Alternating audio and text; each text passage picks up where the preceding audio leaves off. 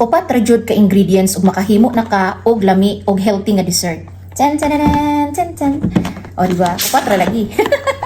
Hello, it's me, Tia Jessa. Tutorial take 2. Mag-tutorial dai ko karon sa paghimo og simple kaayo nga dessert. Og pwede jud kaayo para sa inyo o para sa inyong mga anak o kung naa na mo sa healthy era like me, ring. Iring-iring gini ato ano. Why nuts, why suwayan sa nato sa healthy version sa mga dessert. Gamay lang ang atong ingredients nga kinahanglan day and optional ra gyud ang uban niini. Saging isa ka buok, pwede gihapon duhaon nimo depende na sa imo. Hinog of course, dili hilaw. Greek yogurt. So kini nga brand mo'y brato-brato. Any brand sa peanut butter pero mas tiyada kung pilion tinimong peanut butter nga less ang sugar. So dili kay siya tamis. No? Mixed nuts. Ang mixed nuts day optional. No, optional lang yung mixed nuts. Kung naamoy happy peanut, o kato na, ay lang tong flavored barbecue. Ay lang tong flavored barbecue o spicy hot. Original flavor. So kani kay naamang ko yung mixed nuts nga napalit nako. Sa isa mo rason din ako dai. Natoy nag-comment sa ako ba nga ma'am sa online pagpalit og mga nuts o mga kuan. Sige akong i-try ko ron. So kani siya mixed nuts hapit na mahurot. Kay kilawaon ko sa akong banana turon dai ug nako kilawaon ako lami man siya. Mix naman gud siya daghan iyahang sagol. Daghan klase iyahang kuan sulod. So sugod na ta. Magkuha lang ta og limpyo nga bowl. English. Magkuha lang ta og limpyo hinlo og uga nga bowls. Bisaya sa bowl. Yahong nga gamay. Iring. Yahong nga gamay. So dayon ato lang dayong i-slice gagmay ang atong saging. Sulod nato din. Let's go. Depende na pud sa inyo kung unsa ka gamay ha, pero ani ra nako siya pag slice.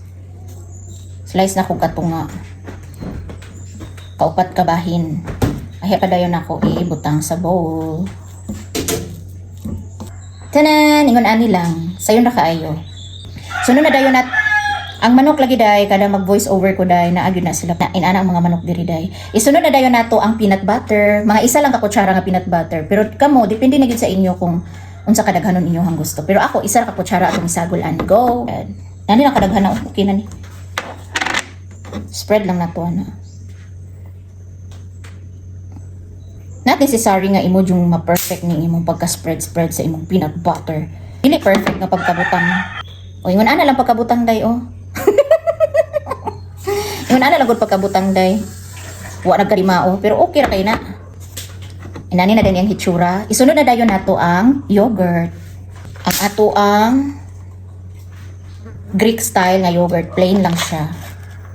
Kani siya nga yogurt day medyo na ipagka tamis gamay. Dili ingon nga tamis kayo, tamis lang siya gamay. Ilapan ako ang sudlanan kay sayang. Ilapan ako day sudlanan kay sayang kay day. Lami ba day? Og healthy kayo.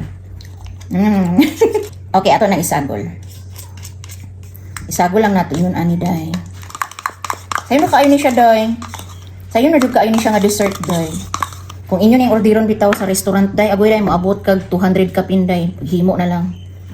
Spread lang nato ingon ana. Dili pareho sa peanut butter ba. Mawala nato gitarong. Pero kani atong tarungan. O ginani din iyahang itsura. Lalami kaayo, guwapa kaayo liwat sa imo. Lami kayo. Mixed nuts. Pwede imong dugmokon, pwede na sa dili. Pero ako din na ako dugmokon.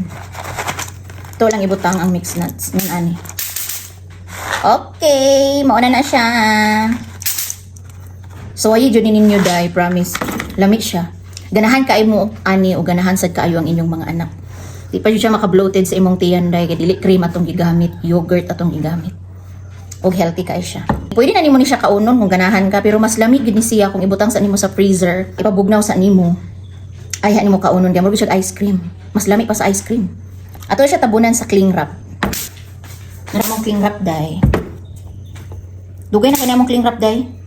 Wala may isa ka tuig ka pin tungos ka baga. Nana lang na siya to